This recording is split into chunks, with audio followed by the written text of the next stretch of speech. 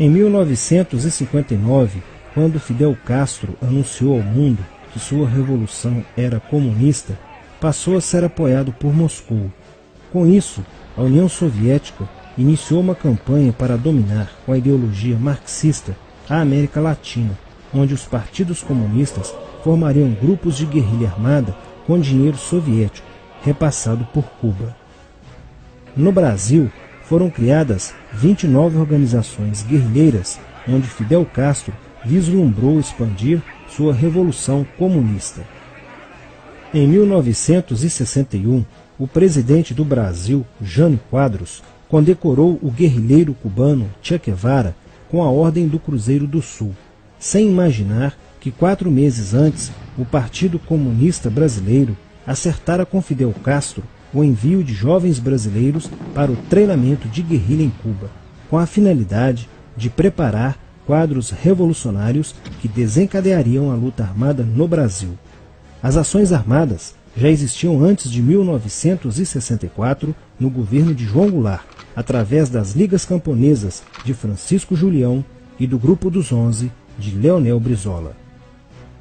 Com a chegada ao poder, em 1964, do presidente Castelo Branco, centenas de comunistas e políticos de esquerda refugiaram-se no Uruguai, onde formariam a Frente Popular de Libertação, que a partir de 1965 empreenderia atos de sabotagem urbana e focos de guerrilha rural no Brasil, principalmente na Serra do Caparaó, cujos guerrilheiros, apoiados por Leonel Brizola, foram combatidos e vencidos por tropas da Polícia Militar de Minas Gerais.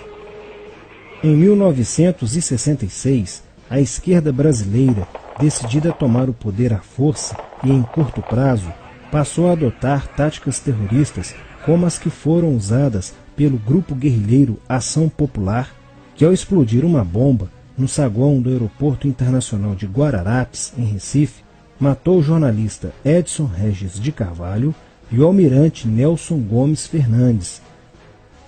A influência da Revolução Cubana passou a servir de modelo para muitos revolucionários como Carlos Marighella, do PCB, que em 1967 viajou a Cuba e participou de um evento sobre a propagação da luta armada no território brasileiro.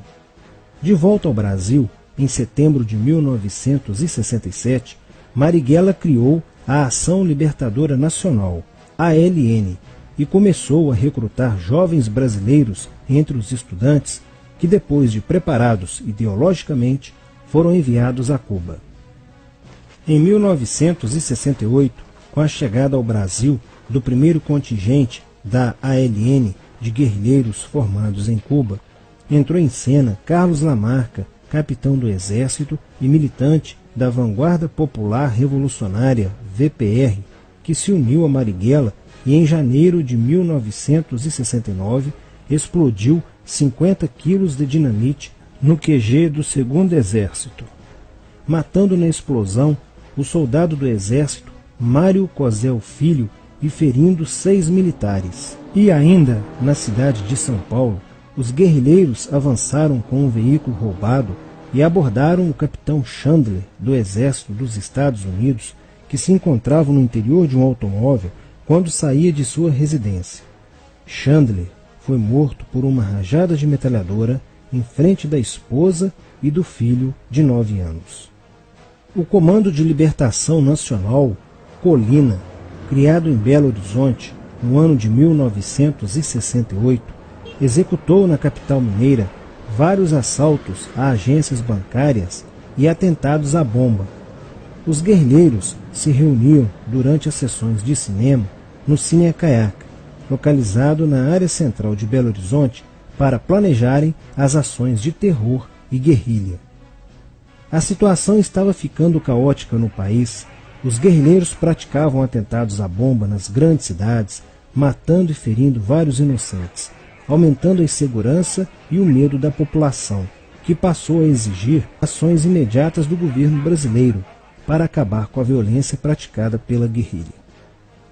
Atendendo ao clamor público para combater o terrorismo e a guerrilha com mais rigor, o presidente Costa e Silva editou o Ato Institucional número 5, AI-5, que previa o exílio e punições mais severas aos autores de atos de guerrilha terrorista praticados contra a população brasileira.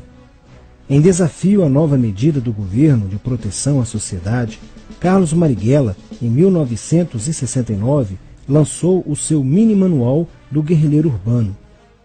Neste mesmo ano, só no Rio de Janeiro, a ALN, para aumentar os seus recursos financeiros, praticou 30 assaltos, sendo a maioria deles contra as agências bancárias. E ainda, em 1969, a ALN, juntamente com o movimento revolucionário 8 de outubro, o MR8, sequestrou o embaixador dos Estados Unidos, Charles Burke. O sequestro foi sugerido pelo guerrilheiro Franklin Martins. Os guerrilheiros exigiram a libertação de 15 presos políticos, dentre os quais se encontrava José Dirceu. A exigência foi prontamente atendida pelo governo militar. A ALN estava prestes a sofrer um grande golpe quando Marighella começou a cair. Após a prisão de um militante de sua organização, no dia 1º de outubro de 1969. Os dados fornecidos pelo militante da ALN preso coincidiram com informações prestadas por outro militante da VPR, que também denunciou o envolvimento de vários religiosos com grupos de guerrilha, entre eles Frei Beto. Quando Frei Fernando e Frei Ivo, também envolvidos com os grupos guerrilheiros, foram presos e logo após interrogados, os religiosos entregaram o ponto de contato de Carlos Marighella, na cidade de São Paulo. No dia 4 de novembro de 1969, o ponto foi cercado pela polícia, onde Marighella, percebendo o cerco, reagiu e foi morto. Depois da morte de Marighella, centenas de guerrilheiros foram presos e mais de 300 armas apreendidas. 2 sequestros de diplomatas, o embaixador alemão Enfried von Hollenberg e o cônsul japonês Nobuo Okushi, foram feitos às pressas, para libertar os guerrilheiros que continuavam presos. Inspirados no marxismo cultural, vários militantes da esquerda brasileira iniciaram a estruturação de uma organização que se infiltrou nas faculdades brasileiras, bem como no meio artístico e cultural, e principalmente nas edições de jornais, setores estes com grande poder de influência sobre a formação da opinião popular. Durante as manifestações, vários militantes comunistas, usando armas de fogo, eram infiltrados no movimento estudantil e disparavam contra os manifestantes, na intenção de colocar a opinião pública contra o regime militar. Com a morte de Marighella, Lamarca havia assumido a posição de líder mítico, que sustentava a esperança na vitória comunista. Em 1970, quando o embaixador suíço Giovanni Butcher foi sequestrado, o governo se recusou a soltar os presos da lista apresentada pelos guerrilheiros. Depois de 40 dias de sequestro, os guerrilheiros quiseram matar o embaixador suíço. Porém, o governo militar cedeu e as exigências dos guerrilheiros sequestradores foram atendidas, preservando a vida do diplomata. Na cidade de São Paulo, o cerco sobre a vanguarda popular revolucionária, liderada por Carlos Lamarca, estava se fechando. Isso fez com que Lamarca fugisse para o Vale da Ribeira e montasse um campo de treinamento para a guerrilha. Na tentativa de descobrir este campo, tropas da Polícia Militar do estado de São Paulo foram deslocadas para a região. No dia 8 de maio de 1970, um pelotão comandado pelo tenente da Polícia Militar, Alberto Mendes Júnior, foi emboscado e rendido por guerrilheiros da VPR. O tenente Mendes foi feito refém e obrigado a seguir com os guerrilheiros na direção de 7 Barras. Depois de um dia e meio andando pela mata, Lamarca formou um tribunal revolucionário e decidiu matar o tenente Mendes, que teve o crânio esmagado por coronhadas de fuzil desferidas pelos guerrilheiros Diógenes e Fujimori. Apesar do cerco, Lamarca conseguiu escapar e em 1971 chegou ao sertão da Bahia.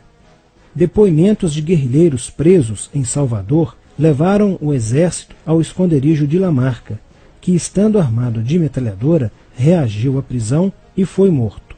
Após a morte de Lamarca, o número de militantes presos era bem maior que o número de guerrilheiros em ação no Brasil.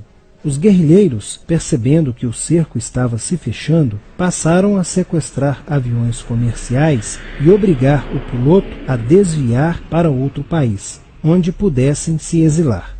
4 desses aviões foram desviados para Cuba. Os guerrilheiros comunistas estavam perdendo a guerra. Os militantes que abandonavam as armas eram acusados de traição nos tribunais vermelhos e executados pelos próprios companheiros, em atos de justiçamento. Já no início de 1971, o PCdoB conduzia o trabalho de campo na região do Araguaia, na divisa entre os estados de Goiás, Pará e Maranhão, com a missão de implantar um núcleo guerrilheiro que tinha por objetivo fomentar uma revolução socialista, onde centenas de guerrilheiros já haviam se estabelecido há pelo menos 6 anos. No início de abril de 1972, o presidente Médici enviou à região do Araguaia equipes especializadas em inteligência que, da busca do conhecimento sobre a atividade clandestina, logo efetuaram as primeiras prisões, entre elas a de José Genuíno, primeiro guerrilheiro preso no Araguaia. Logo após, o exército sofreu as suas primeiras baixas, ao ter um grupamento emboscado por elementos liderados por Oswaldo Orlando da Costa, conhecido por Oswaldão. Isso fez com que o exército passasse a empregar tropas convencionais que cercaram toda a região do Araguaia. Com a derrota cada vez mais próxima e com o total abandono logístico do PCdoB, ao qual os guerrilheiros foram relegados, sem armas, comida e remédios, vários militantes da guerrilha, encurralados, quiseram se entregar, mas foram mortos pelos próprios companheiros em atos de justiçamento. Após a morte de Oswaldão e o desmantelamento do comando militar da guerrilha, o cerco do exército se fechou sobre os rebeldes e vários guerrilheiros foram presos. Assim terminava o sonho da esquerda brasileira de transformar o Brasil em uma ditadura comunista. Mas a esquerda brasileira não desistiria de conquistar o poder e retornaria mais tarde com uma tática mais eficiente que a luta armada: o marxismo cultural.